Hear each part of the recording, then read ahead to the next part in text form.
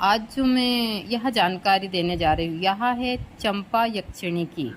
यदि साधक इस यक्षिणी को सिद्ध कर लेता है तो बहुत सारे क्षेत्रों में यह चमत्कारी प्रभाव दिखाती है। जैसे धन की समस्या हुई या फिर वशीकरण प्रयोग हुआ, सम्मोहन प्रयोग हुआ, इससे बहुत सारे कार्यों में यह प्रभाव दिखाती है।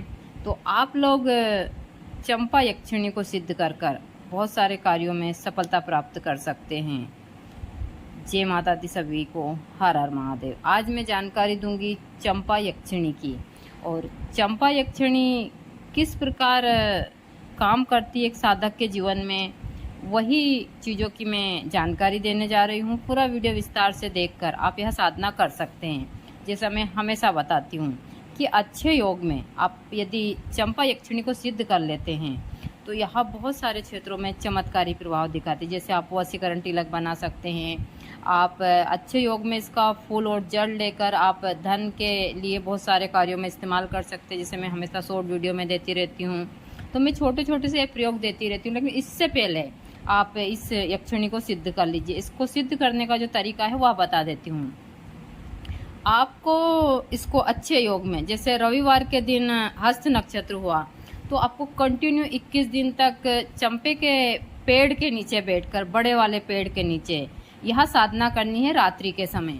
आप रवि पुष्प हुआ या फिर अमावस्या की रात्रि हुई, किसी अच्छे योग देखकर और आप यह साधना शुरू कर सकते हैं। इस साधना में आपको रुद्राक्ष की माला चाहिएगी, बिछाने के लिए एक आसन चाहिएगा, और धूप के लिए गाय का कंडा जिसके ऊपर आप गूगल भी डालकर और धुनी दे सकते हैं। दूसरा, आपको प्रतिदिन मिठाई चाहिएगी 21 दिन तक। आपको पहनने के लिए सफ़ेद वस्त्र ही चाहिएंगे और सफ़ेद कलर की मिठाई आप प्रतिदिन लेकर जाइएगा। दूसरा, यह पौधा दक्षिण दिशा में होना चाहिए जो चंपे का पौधा है, और कम से कम ज़्यादा नहीं तो इसकी 21 माला, क्योंकि मंत्र छोटा सा ही 21 माला आपको प्रतिदिन करनी है। और जिस दिन आप साधना के लिए बैठें, आपको जो भी आपकी मनोकामना है वहाँ रखनी है, और आप 21 दिन तक यह साधना कीजिए।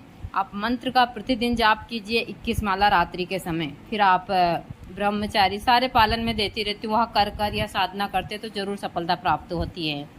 दूसरी चीज़ है, यदि आपको बीच में भी कोई महिला भी आकर या आपसे कुछ चीज़ मांगे या बहुत सारी चीज़, तो आपको वह चीज़ें देने से पहले जो भी आपकी मनोकामना है वह आपको ज़रूर मांगनी चाहिए। क्योंकि जब हम साधनाएँ करते हैं तो किसी भी रूप में आकर या यक्षिणी हमसे कुछ भी चीज़ें मांग लेती है। जैसे खाने के लिए मांग लेती है या फिर पहनने के लिए वस्त्र मांग लेती है। और हमेशा यक्षिणी साधना को आप या तो माँ के रूप में, बहन के रूप में, या फिर अच्छे मित्र के रूप में ही सिद्ध किया कीजिए।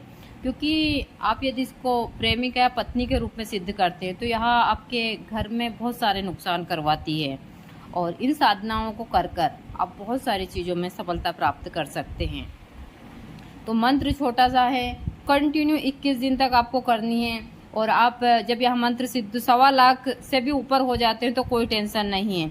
जब यह मंत्र सिद्ध हो जाता है तो फिर आप इसको कभी भी प्रयोग में इसके फूल, पत्र या फिर इसकी जड़ को लेकर और बहुत सारी चीज़ें कर सकते हैं। फिर बाद में आपको ज़्यादा कुछ नहीं करना पड़ता है। ज़्यादा आपको इसका 108 बार हवन कर कर और चीज़ों को आप प्रयोग में ले सकते हैं जब यह यक्षिणियाँ सिद्ध हो जाती है।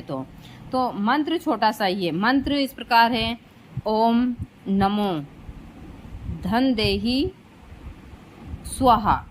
ओम नमो धन देहि स्वाहा छोटा सा मंत्र है। इस मंत्र को आप ध्यान, न्यास, आसन शुद्धि और अपने गुरु का नाम लेकर आप